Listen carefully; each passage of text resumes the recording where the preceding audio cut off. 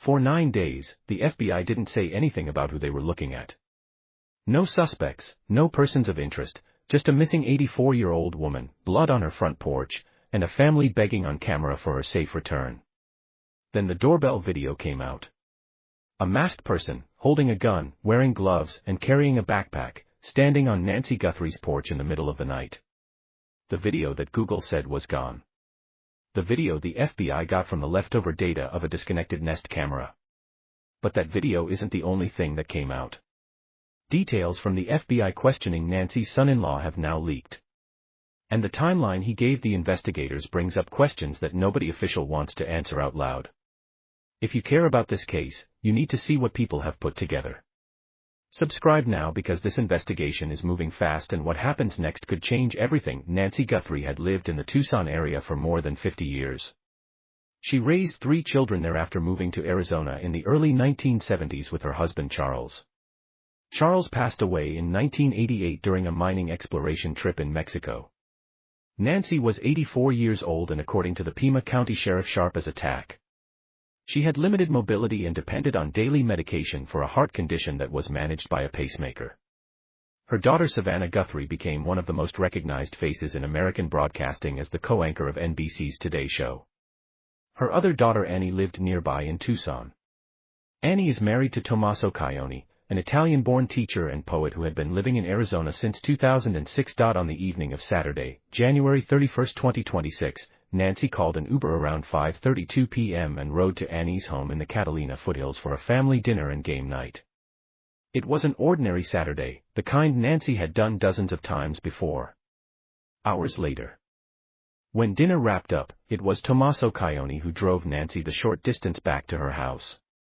Surveillance data shows her garage door opened at approximately 9:48 p.m. and closed at 9:50 p.m. According to the Pima County Sheriff, Caioni confirmed he made sure Nancy made it inside safely before leaving. That 2-minute window from 9:48 p.m. to 9:50 p.m. is the last confirmed proof that Nancy Guthrie was alive and inside her own home. And then the silence begins. Investigators have laid out a digital timeline that reads like a countdown. Nancy's Google Nest doorbell camera was disconnected at 1:47 a.m. on February 1st. That camera mounted at her front door was supposed to be her first line of visibility, but Nancy didn't pay for a Nest subscription, which meant continuous recording was not active. The camera only triggered on motion events, and without the subscription, much of that footage was not being stored in a way that was easily accessible. At approximately 2:12 a.m. the camera's software detected movement. Something or someone triggered the sensor, but at the time, no usable video was thought to exist. Then at 2:28 a.m. Nancy's pacemaker app disconnected from her phone. For a woman who relied on that device to monitor a serious heart condition, losing that digital connection was not a minor glitch.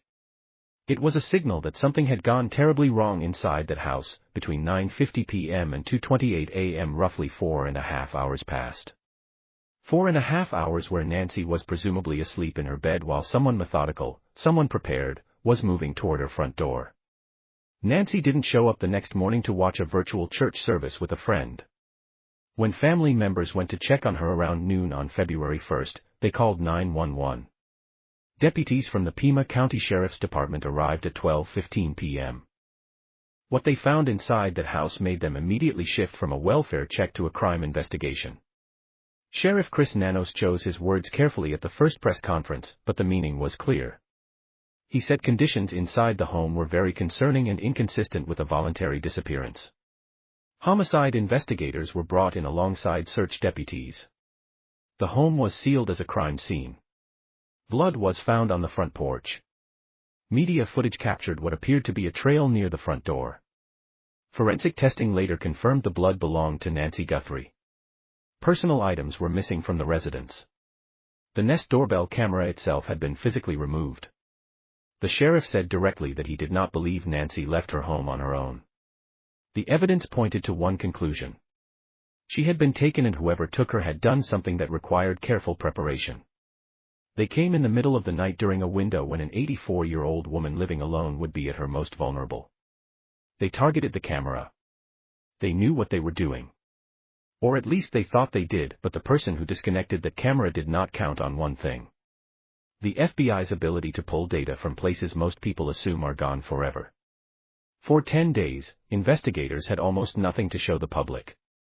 Then on February 10, FBI Director Kash Patel posted 6 black and white photographs and 3 video clips recovered from Nancy Guthrie's disconnected Nest camera. Patel explained that the FBI had worked with private sector partners to recover these images from residual data located in back-end systems. The footage that the Sheriff's Department originally said was unavailable because Nancy did not pay for a Nest subscription had been excavated from digital systems that retain fragments even after deletion. Those images were recovered. When most people assumed they were gone forever, the images show a person on Nancy Guthrie's front porch in the early morning hours of February 1. The person is wearing a full-face ski mask, dark gloves, a zip-up jacket, khaki-colored pants, sneakers, and a backpack. In at least one frame, a holstered handgun is visible at the person's waist. The individual appears to be holding a flashlight in their mouth to keep both hands free. The footage shows this person reaching toward the camera with a gloved hand, attempting to block the lens. When that does not fully work, they grab branches from a nearby shrub and press them against the camera to obscure the view. In one clip, the person tilts their head downward while walking through the front archway as if deliberately avoiding a direct angle on their face. On February 12, the FBI released a forensic analysis of the footage. The suspect is described as approximately 5 feet 9 inches to 5 feet 10 inches with an average build. The backpack has been identified as a black 25L Ozark Trail Hiker pack, a common and inexpensive model sold at Walmart. The FBI provided reference photos of the same backpack for comparison. Former FBI profiler Jim Clemente noted that a potential tattoo might be visible on the right wrist of the masked figure, which could become a critical identifier. But even with the footage, the face behind the mask remains unknown. Within hours of the footage dropping, the FBI's tip line exploded. Over 4,000 new calls came in that day alone, pushing the total past 18,000 since the investigation began. In any missing person case, investigators start with the inner circle, the people closest to the victim, the people who had the most recent contact, the people who knew the house, the routines, the vulnerabilities. Tommaso was the last known person to see Nancy Guthrie alive. He drove her home from dinner. He confirmed she was inside. He left, and roughly 4 hours later, someone showed up at her front door with a gun, a mask, and a plan. On February 4, FBI agents were seen at the Tucson home shared by Annie Guthrie and Tommaso Caione. The property was searched. A vehicle connected to the investigation was impounded, though the sheriff's office declined to confirm whose vehicle it was or elaborate on what prompted the seizure. That same week, journalist Ashley Banfield reported on her podcast that a trusted law enforcement source had identified Caione as a possible prime suspect. She noted his position in the timeline, his proximity to Nancy's home, and the fact that he was among the last to interact with her before she vanished. The Pima County Sheriff's Department responded firmly. They stated publicly that no suspects or persons of interest had been officially named. Sheriff Nano said investigators were looking at everyone who had contact with Nancy as standard procedure.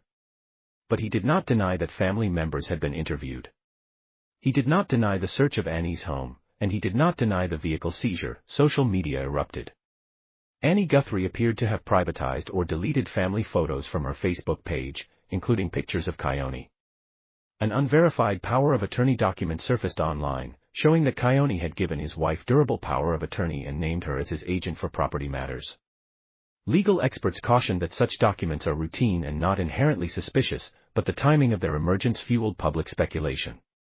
What is known for certain is this: Caione is cooperating with authorities. He is reportedly staying with Annie and their child at a residence near Nancy's home, and the FBI has not cleared him, but they have not arrested him either. That gap between cooperation and clearance is where public frustration lives, and it is getting wider by the day. While investigators focused on the physical evidence, a parallel mystery was unfolding in the mail rooms of media organizations. On February 2, Cold TV, a CBS affiliate in Tucson, reported receiving a letter demanding payment for Nancy Guthrie's release. The note contained specific details about Nancy's home and what she was wearing the night she disappeared. Details that seemed too precise to be random. The following day, TMZ reported receiving its own alleged ransom note demanding millions of dollars in Bitcoin. The note included a specific cryptocurrency address and a deadline. A second note followed days later with what TMZ described as chilling language, stating the sender would make only one communication and that Nancy was aware of the demands being made. Here is where the pattern breaks. In a typical kidnapping for ransom, the abductor contacts the family directly and aggressively pushes for payment. These notes went to media outlets, not to the Guthries. Former FBI behavioral analyst Catherine Schweit told NBC that this sequence made no sense if the goal was actually collecting money. Why would you contact TMZ before contacting the family who could actually pay? 2 ransom deadlines passed with no confirmed communication between the kidnappers and the Guthrie family. The FBI stated it was not aware of any continued contact between the family and suspected kidnappers. Then came an unexpected twist. On February 5, a California man named Kala was arrested on federal charges for allegedly posing as the abductor and demanding ransom from the family. Prosecutors said Kala had sent text messages to Annie Guthrie and Tommaso Cioni asking about a Bitcoin transaction moments after the family released their first public video addressing Nancy's disappearance. He was released on $20,000 bond with conditions including device monitoring and no contact with victims. TMZ later reported new activity in the Bitcoin wallet listed in the first ransom note. They declined to disclose the amount. Whether that activity is connected to the AC Tool abductor or to an opportunist remains unknown. On February 7, Savannah Guthrie and her siblings released a video that appeared directed at whoever had their mother. Savannah said they had received a message. They understood the demands and they would pay. The video was raw, emotional, and deliberately vague about which communication they were responding to. The question that hangs over all of this is whether any of these ransom notes came from the person who actually took Nancy or whether someone is playing a very different game entirely. The release of the doorbell footage on February 10 changed the tempo of the investigation overnight. Within hours, the Pima County Sheriff's Department announced that deputies had detained a subject during a traffic stop in Rio Rico, Arizona, roughly 60 miles south of Tucson and close to the Mexican border. A court-authorized search warrant was executed on a property and a vehicle in Rio Rico that same evening. By morning, the man had been released without charges. He identified himself as Carlos Palazuelos, a delivery driver who said he may have delivered a package to Nancy Guthrie's home at some point, but he did not recall doing so. His mother-in-law told reporters he was inside her home at the time Nancy disappeared and described him as a good guy with no criminal record. Palazuelos said investigators told him his eyes matched the eyes visible through the mask in the doorbell footage. He told reporters he did not even know who Nancy Guthrie was. Sheriff Nanos later confirmed that Palazuelos was fully cooperative and following an interview and a forensic review was determined not to be involved. He was effectively ruled out as a suspect. The search of the Rio Rico property concluded without a public announcement of evidence recovered and the case returned to where it had been before the footage dropped. A lot of tips, a lot of theories, but no Nancy Guthrie, while public attention focused on the doorbell footage and the Rio Rico detention, the forensic side of the investigation has been quietly expanding. On February 13, the Pima County Sheriff's Office confirmed that several items of evidence had been recovered, including a pair of black gloves that were being submitted for DNA analysis. There was initial confusion about where the gloves were found after a network incorrectly reported they came from Nancy's property and later issued a correction. The sheriff confirmed the gloves were not found at Nancy's home, but declined to say where they were recovered. Separately, investigators announced they had collected DNA from Nancy's residence that did not belong to her or anyone in close contact with her. That unknown DNA sample has been sent for testing. The FBI expanded its request for footage from anyone within a 2-mile radius of Nancy's home, covering the period from January 1 through February 2. They also announced an extensive roadway search along multiple routes in the Catalina foothills area. The reward for information was doubled from $50,000 to $100,000. The FBI added Nancy's case to its most wanted listing and published a poster featuring the masked suspect alongside the reward details. President Trump, when asked about the case at the White House, said progress had been made since the FBI got involved. When asked whether the Mexican cartel or a foreign nation might be behind the abduction, he said it was too early to say, but added that whoever did this either knew what they were doing very well or they were rank amateurs. Sheriff Nanos told local reporters that investigators have developed good leads, but acknowledged there were still no signs of Nancy. He said the investigation is ongoing and a press conference would be called only if a significant development breaks. 13 days into this investigation, the list of known facts is disturbingly short compared to the list of questions. How did the intruder get inside Nancy's home? The method of entry has not been publicly disclosed. Was it through the front door, the garage, a window? If there were signs of forced entry, as reported, was it brute force, or something more sophisticated? Where is Nancy's doorbell camera? The device was physically removed from the home. Was it taken by the intruder, dropped nearby, disposed of along a route away from the house? Are the ransom notes real or fabricated? The FBI has not confirmed that any note came from the actual abductor. One note led to a federal arrest for fraud. The others remain in investigative limbo. What vehicle was used? Nancy had limited mobility. She was not walking out of that neighborhood on her own. And whoever took her needed a way to transport an 84-year-old woman in the middle of the night without drawing attention. Who was on that porch? The ski mask hides the face. The gloves prevent fingerprints. The careful camera blocking suggests premeditation. But the Ozark Trail backpack from Walmart. The visible holster positioning. And the hasty branch grab suggests someone who prepared but did not prepare enough, and the question underneath all the other questions is Nancy Guthrie still alive? She requires daily medication. Her pacemaker has been disconnected from monitoring for nearly 2 weeks. Sheriff Nanos has maintained publicly that he believes she is still out there. The family has maintained hope, but with every day that passes without proof of life, the odds shift in a direction nobody wants to acknowledge. The investigation into the disappearance of Nancy Guthrie is far from over. DNA results are pending. Forensic analysis of the recovered gloves could produce a match. The thousands of tips still being processed may contain the one lead that breaks this open. And the FBI's digital forensics team has already proven it can recover data that was supposed to be gone forever. But right now, an 84-year-old woman is missing.